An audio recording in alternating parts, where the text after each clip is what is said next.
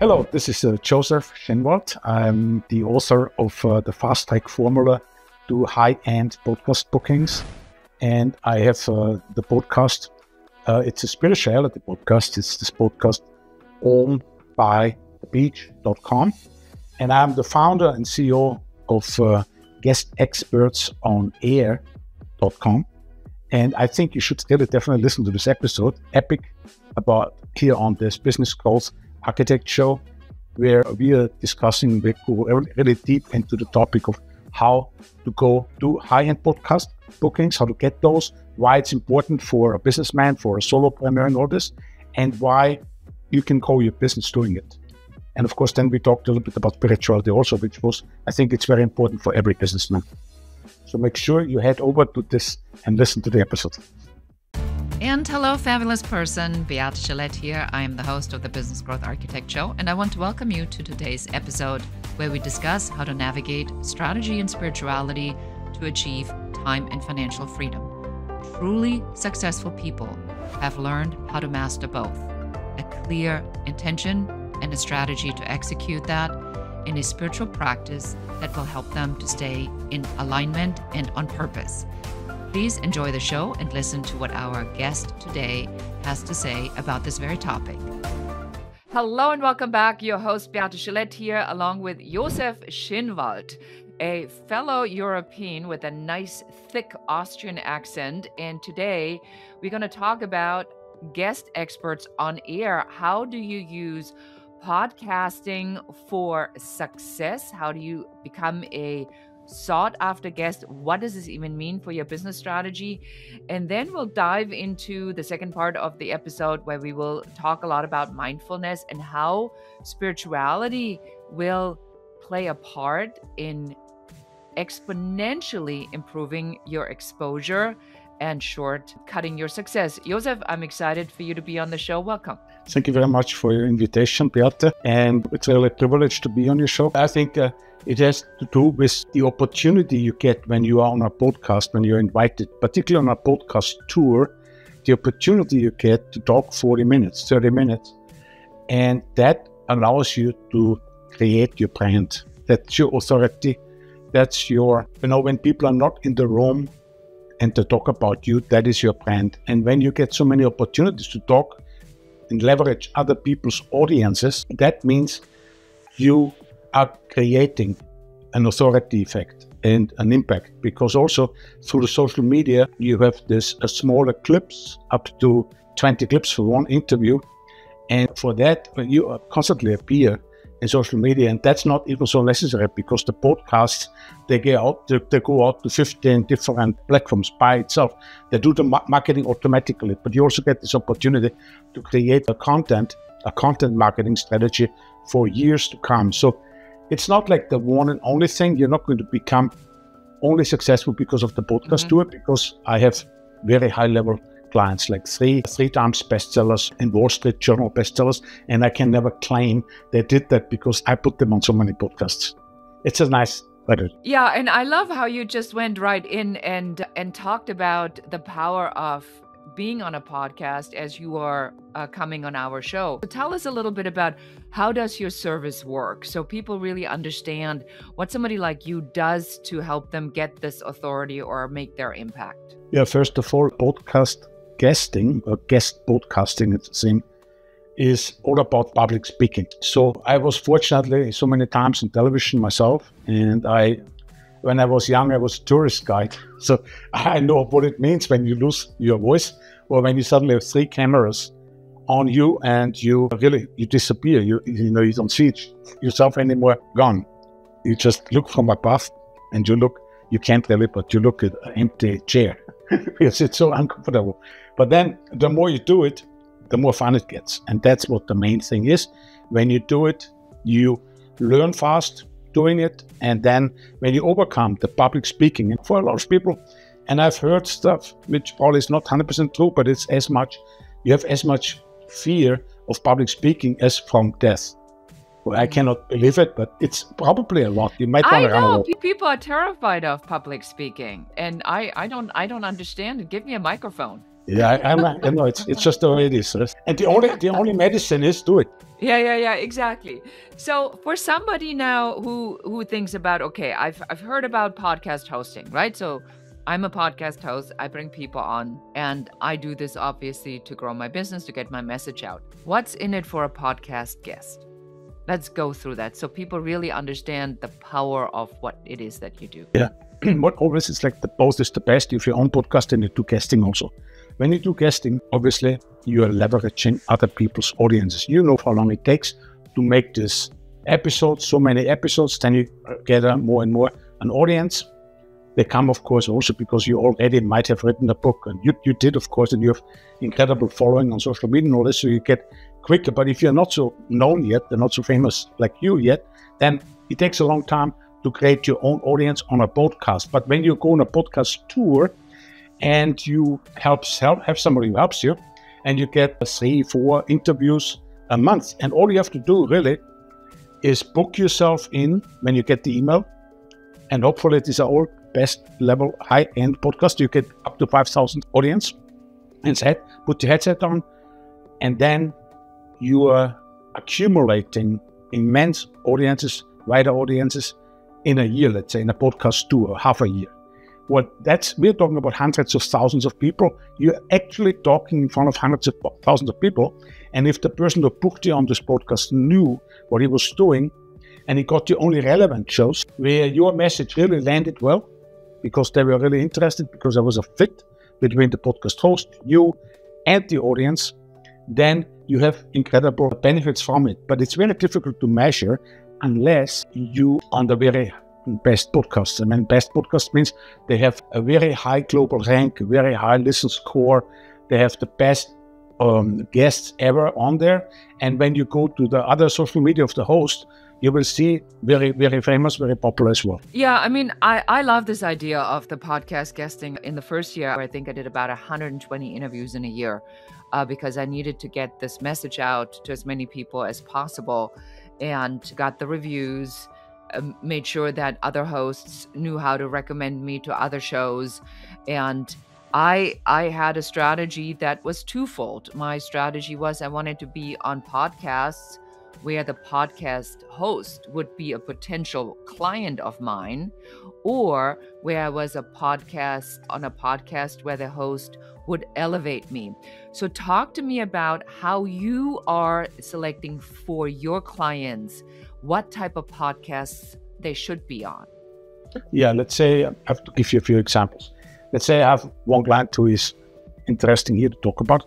He is an introvert expert, but he is a sales expert. So he actually teaches sales, not the salespeople, but the sales leaders. Mm-hmm. He teaches them how to do this really well when you're an introvert. He sees, of course, that all CEOs are introverts, and people just don't know it. And I believe being introvert is a good thing, particularly spirituality, because you get your energy from the inside out.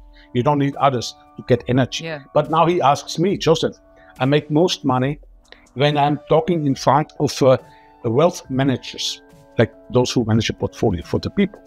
And they also sell. Of course, they have to also sell, right? Everybody's selling in a way, right? So what I'm hearing you say is that there's a very particular strategy. There's a very particular strategy you follow. So you look at what the qualifications are, what's the expert status, the authority is of the person who comes to you. And you have said that you have very high caliber experts that are not influencers per se. You know, it's not like a Kardashian type of guy, but it's mostly people that have industry expertise or industry authority in one particular niche. And because these types of things are not as flashy and, may I say, as sexy as putting makeup on or getting lip injections or the latest biohack, these things about how to be an introvert and make sales have their place, and people actually Google search for these types of content because they have that problem that they like to solve, but it's not flashy in that sense. And then they come to you, and then you help them to articulate the pitch or the hook. So I want to talk to you a little bit about that, because I think that that's one of the things that's most misunderstood in podcast guesting. We get a lot of podcast guest applications, and it goes like this. Hey, so-and-so would be a great guest. He can talk about. how to be a parent, how to be a son, how to be a cousin, how to be a business owner, how to be a car driver, how to be a great swimmer, how to be a great runner, how to go on vacation. You let me know where you like to see him fit in. What do you say when somebody like this comes through the door? It's the same like a business card, right? I'm an artist. I also repair television, and also I'm a swim teacher. I give swimming lessons. No, and I play accordion in my free time. You can do all these things, but when you want to actually sell something to a certain audience, you have to really think about what you're selling in just one thing. And that one thing is so important. That is your positioning. So when I make a pitch, I tell you the whole blueprint, and I hold nothing back. It's what I do, because the people who come to me, they don't want to do it themselves. But the people who listen now in, they can actually know, because it might be interesting. And I have a free ebook at the very end where I repeat this blueprint just for those who really want to do it themselves. In other words, what to do themselves, who want to go and reach 5,000 people every week. It's about 3 hours of work in pitching, the booking, putting the earset on and talking, and then wait until it's published.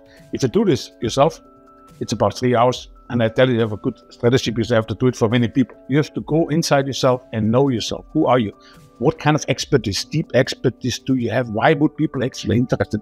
Why do you think you bring something unique to the table of discussion, right? Yes, and why is it that people take this shortcut all the time, though? Why are they not wanting to do the work? Because isn't that, when somebody comes and gives me a really good pitch, I am 10 times more inclined to at least check out if they are a good fit for the show, versus somebody who I know is just copy and pasting. Why do people not want to take the time? Well, I think it has to do a little bit with intelligence. I would not say they're stupid, but I would say, first of all, because how long can you do something like this which just annoys people? Like, coming back, you are going on a podcast, you have to actually listen to a few episodes. And if you don't do it, then put it in ChatGPT and find everything out. What is this podcast about? So you can actually write a little bit of an icebreaker. The best is the icebreaker where you actually listen to an interesting interview. It's interesting, 10 minutes, 15 minutes, but then you have an icebreaker. Then you say basically what your bio is, and the bio, what you are in that bio has to be resonating, has to be correlating with the topics you would be an excellent, fascinating interviewee on. That's a 3-4 topics, and that all makes perfect sense with the audience, with the podcast host, everything. When I talk about like my stuff, I can talk about business growth, because yes, when you want to grow in business, then of course you have to have also intelligent marketing strategies, more channels than normal, or find out better ones. Marketing is always testing. So if you didn't do it yet, go on a podcast tour. It might be really good for you, because it's different than advertising on Facebook. So ultimately, then after this comes also a very important thing. I think that a podcast host looks at your thing. So few people, podcast hosts, get a real nice review. So if you have listened already 10 minutes to an interview, or 50 minutes, maybe the whole 90 minutes, whatever, if you liked it, right? Give them a nice review. It's like just you meet somebody in real life, like we meet in a restaurant, we were introduced. Do you want to right away talk about you all the time? First you talk about you listen to the other person. That's what I'm saying when you do a positioning, a pitch. But then I never place anybody on that document who is not really relevant and brings immense value to the table of discussion. Yeah, I like this a lot. And the reason you want to do that is because you have no idea who I know. Like, I happen to be exceptionally well connected. I've been in business for decades. I know a lot of people, and I've done a lot of things for a lot of people. And if somebody gives me a great interview, a great product, and treats me well, they will, of course, be on top of my mind, because I always think about how can I help people that have been guests on my show to further their business and to help even more people. And so from your perspective, when you talk to your clients, or when clients come in, do you teach them this understanding? Is this a strategy that you actually teach them to follow, or do they already know this and that's why you take them on as clients? I would say a lot of them, they're already a long time out there, and they understand the value of being always out there, never stopping, to be always out there. I also say right away, that, and I know, and I give some people, I give coaching, and I mention it, I stress it very much, to see the podcasting tour as a valuable networking opportunity as well. And just what you said, I think this shows the character of a person, because if I'm like with somebody, like with you, and already I studied you, I looked at your website, we are talking now, you go through all this work to interview me. I'm from Mallorca, you are from California, Mallorca, Spain, an island, and and you have done a lot to get this off the ground. And I think immediately after this interview also, whom do I know? And I know also quite a lot of people. I cannot compare it here. Yes, and big but people. I know podcast host because that's my business. So when I say I was on that show, and then I can quickly write an email or introduce you, and what I get afterwards is that, let's web the podcast interview. And the podcast hosts, they don't get so often interviewed, but they are very, very smart people. And when they get a chance to get interviewed like this, they get more audience for their podcast, they get more audience for their business. So we definitely have this, that we are reaching a wide audience, because make the numbers, get on 5,000 on podcast with 3,000, 5,000 plus audience, do it 2-3 times a month, do this the whole year, you get an immense audience, right? But then again, you also really network. You network so much.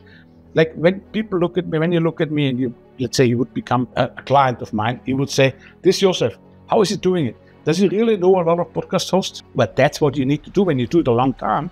You will have to know a lot of podcast hosts, because as soon as you get a client in, you can immediately get him like 5 top-level, high-level, great podcasts, and you don't have to do much. You just think, where would this client be a good guest on? Yes, exactly. And you establish a relationship with someone like me.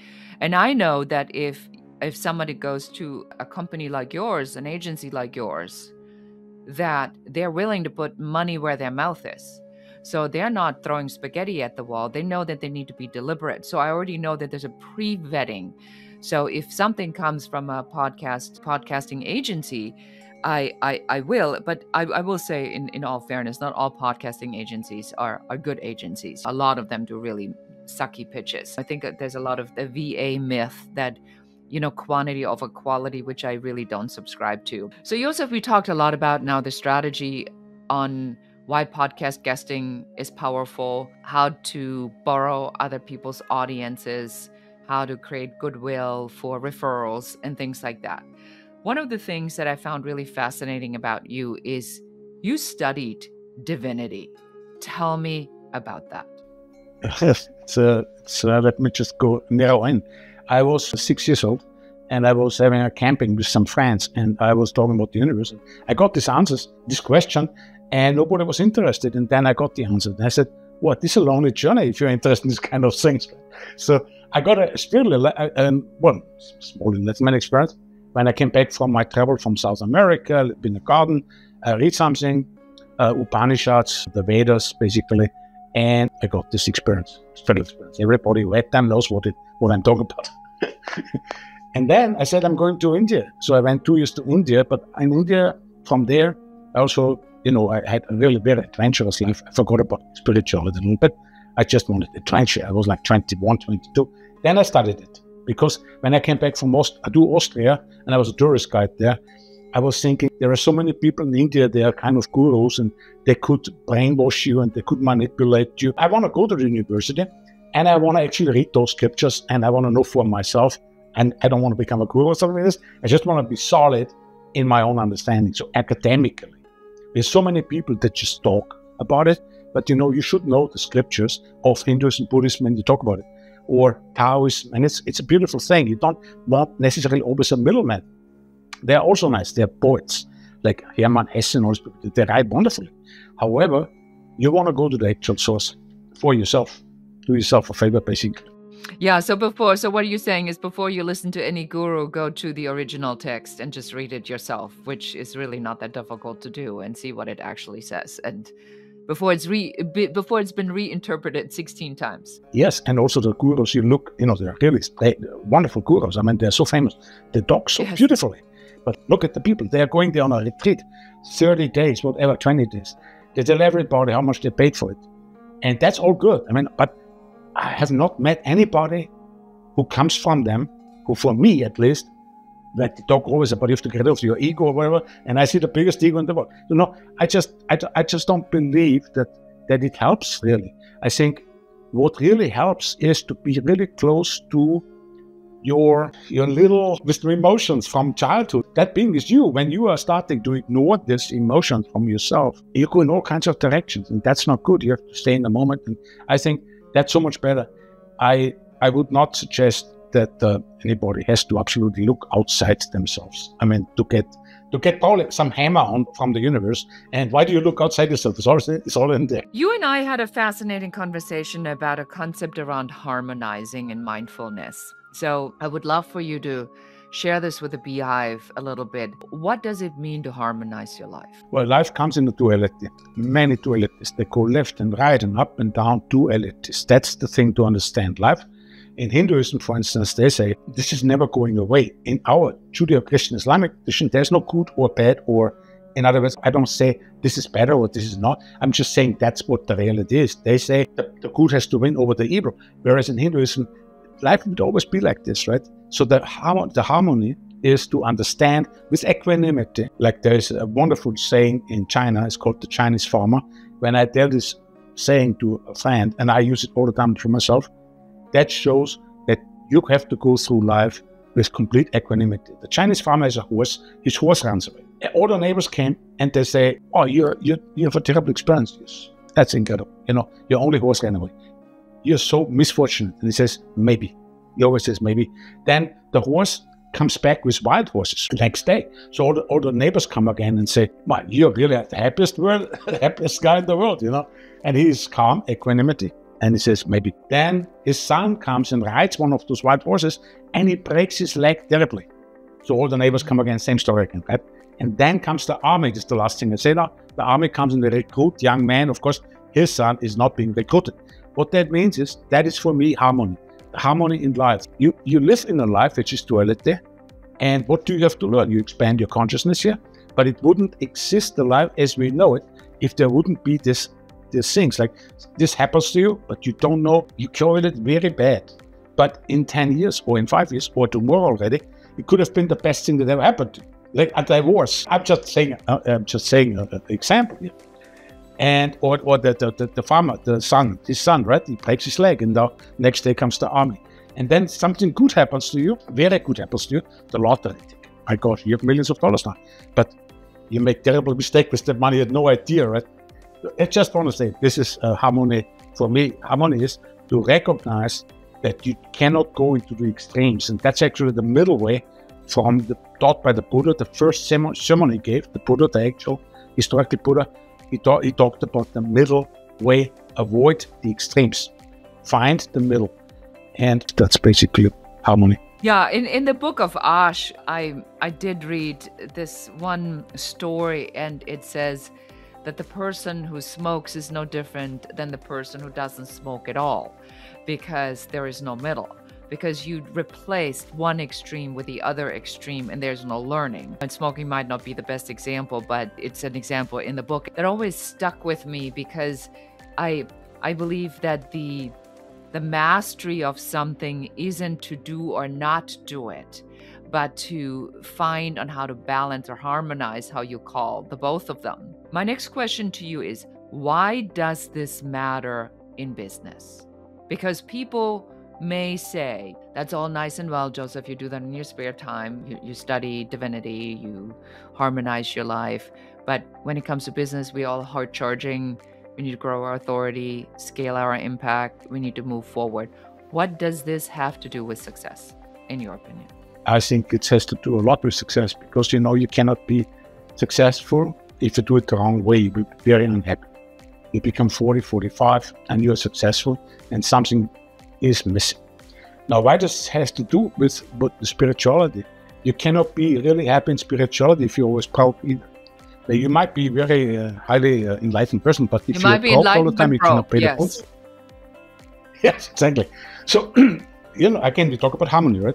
So ultimately, I think it's very important for the person who goes after success to understand one huge distinction. And that's both respectable and to be honored in yourself. You created a persona. You created a mask, a public mask. That's a good thing, but you always have to know who is behind that mask. When you're that successful manager, the successful businessman, and you are that influencer, or you are that, and you forget this, you will be very empty after a while. When you have to really look at, who am I inside? Where do I get my energy from? Who is this playing this game in the world? And that's where, again, spirituality helps, not bringing now too much in from ancient philosophers, but Hinduism talks clearly about it, about the world of Maya. We are enjoying Maya, which is the world of illusion. We are enjoying it all. And ultimately, it all gets us to expand our consciousness and to grow. But growth is a very important word, because there is no life without growth. And so even in spirituality or in biology and nowhere, you can say this is growing. If it's spiritual, this is actually, everything dies and stagnates if it's not growing. Maybe the owners say, okay, I don't grow anymore. But you know what? The competitors will grow. And somehow you have to always grow things in life, in this world, right? Otherwise, you're not growing it anymore. It goes down 100%. Well, I do believe that there's a big point you're making. We always look at nature and we look at the concepts of science and nature. And if the concept doesn't exist in nature, then it probably doesn't work. And if you are looking at nature, in spring, the plants are all in. Nobody's holding anything back. It's grow time. That's it. There's no like, well, it's a little hectic for me. Spring gets way too busy. I'm just going to do a couple leaves. The tree is all in, because that's what it does. And then when it loses it loses all its leaves. And it goes like, well, it's winter. Now it's time to be quiet for a while. I think that people also oftentimes try to be smarter than nature, or try to be smarter than these energetic concepts that exist. And when you talk to people, I want to talk to you just a little bit about that. When you talked in your spiritual ventures or adventures to the wise men, do you find that there are parallels between science, physics, and religion or spirituality? Is it connected? Yes, it's terribly connected. I mean, I'm not saying the gurus are not intelligent people. They are, but I wouldn't join an ashram. And some people, maybe it's good for them, right? But let's say Eckhart Tolle. I listen sometimes to YouTube videos of different, or like everybody who is interested in the topic, or Instagram, because I studied it. So I quickly see something's inspiring. Maybe it's just 30 seconds, but it could be. So what he said one day in his book, the famous book, what is it called? Something. Power of Now. The Power of Now, exactly. Very good book. And he says this, that he makes a distinction between life, he says, is not birth and death. In other words, so many people have this fallacy to think about, like in nature. You're going through the forest, and what you see in the forest, if you go there every day, all year long, you will see birth and death.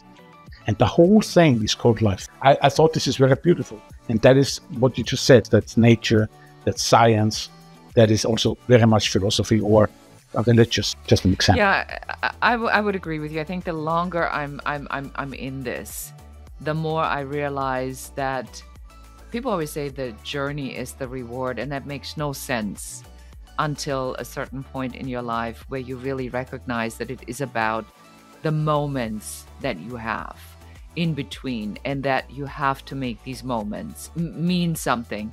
My daughter's coming down with my grandchild. So I've booked myself out because I want to be present for this time with her, because it really matters to me. A year ago, I may have been a little less easy about it because it would have taken away from me working more, right? So I think the litmus test, Josef, for me always is, if your family's in the way of you working more, then there's something that's not harmonic in your life. Because the harmony is that when these moments happen, where your family comes in, and people get so stressed out over holidays and family events and things like that. But that's the now. That's the moment. That's when everybody comes together. Sure, it's a lot of work and dishes and shopping, and it's expensive, and the uncle and the cousin and the alcoholic friend and whatever it is. But that's the power of now. That's the now I think we're living in. And these are the stories that we tell. We never tell the story, you know what? In 1998, I was working a lot and I got so much out of it. Says nobody ever, because you can't even freaking remember. But you will say 1998, whatever, my son is born, or or we got married, or we went on an amazing trip. That's what you sort of remember. So I like this reminder of what you just said, that you really need to be not looking at the bookends of your life, but at what's between the bookends. Yeah, very powerful. All right. So for somebody, Josef, that now is going like, well, this guy is unique and different, and I should take a look into on whether podcast guesting is a strategy that I should be employing for my business. Where do we send them? To my ebook, my free ebook. You don't even have to give an email, but you will see also my website. But when you go there and when you read it, you will right away see something which is quite logic, the way I do it, and you can learn it really fast, and you will save tons of time doing it, and you will get to the best podcast. It's all in that little book. So you go to guestexpertsonair.com/podcast promo, like promotion, podcast promo, guestexpertsonair.com/podcast promo. You will like it. Excellent. Very simple. One call to action, which is what we like. Josef, it's been amazing to have you on the show. Thank you so much for taking the time and sharing your strategic and spiritual concepts with our audience. Yeah, it was a privilege. Thank you so much. My pleasure. And that's it for us today. So again, remember, podcast guesting is a strategy that I use, that I recommend all of my clients. I like Josef's concept of a podcast tour to think about if you don't want to do it as an ongoing strategy, to do it for a particular type of purpose, for a particular type of time. That's my takeaway, that I don't have to always think in eternity and perpetuity. I can also think about it for a particular type of a time and space.